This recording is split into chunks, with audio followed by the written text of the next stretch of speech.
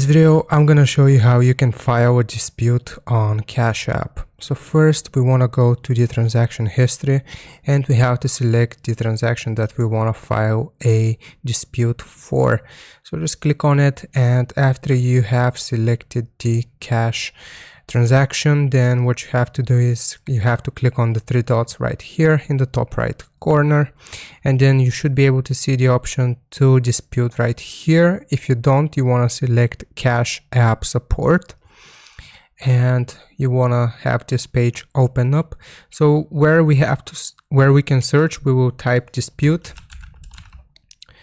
and we will get this article right here. So submit a new dispute. So if your dispute has been denied or you can't see the option, here's where we actually can access it from. So basically you have to click on chat and it will take you to the official Cash App Support chat, and you have to explain that you would like to file a dispute for the transaction, and you have to link the transaction ID or some more information so the Cash App Support can actually track the transaction and hopefully grant you the dispute.